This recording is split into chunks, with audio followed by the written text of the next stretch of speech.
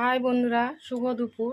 তো আজকে আমি রান্না করেছি চিংড়ি মাছ দিয়ে আলু দিয়ে রসাও বলতে পারো, কষাও বলতে পারো। এই রান্নাটা আজকে আমি কিভাবে করলাম চলো দেখবে। চিংড়ি মাছটাও ভাজা হয়ে গেছে, আলু পেঁয়াজটাও ভেজে নিয়েছি। এখানে আমি দেবো পরিমাণ মতন লবণ, পরিমাণ মতন হলুদ,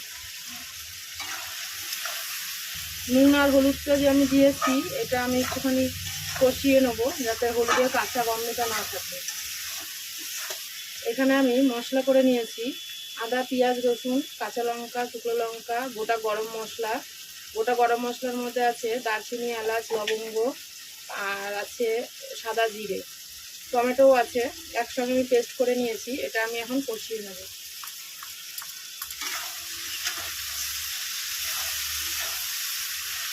মশলার বাটিটা ধুয়ে আমি একটু জল দিয়ে দিলাম।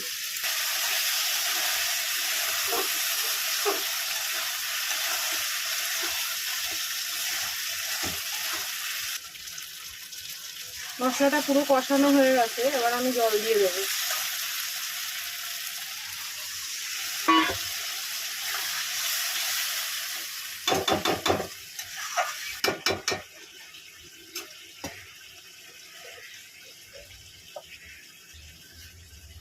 ঢাকা দিয়ে দিলাম। চিংড়ি মাছের রসা বাদেও আমি আরও কিছু রান্না করেছি, সেগুলো তোমরা দেখে নাও।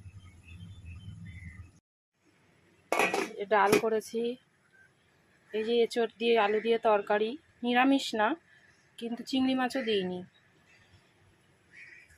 আর এই যে আলু ভাজা করেছি, আর ওখানে চিংড়ি মাছের রসা হচ্ছে, চিংড়ি মাছ আলুর রসা কষা যেটাই বলো।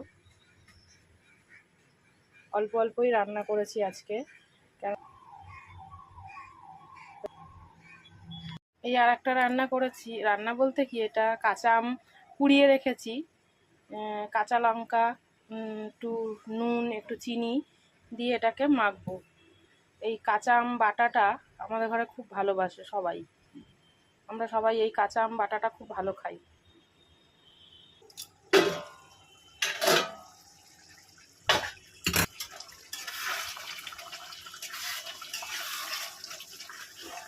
হয়ে গেছে দেখো বন্ধুরা, আমার রান্নাটা পুরো কমপ্লিট। চিংড়ি মাছের রসা কষা। তা রাখছি বন্ধুরা, সবাই ভালো থেকো, সুস্থ থেকো।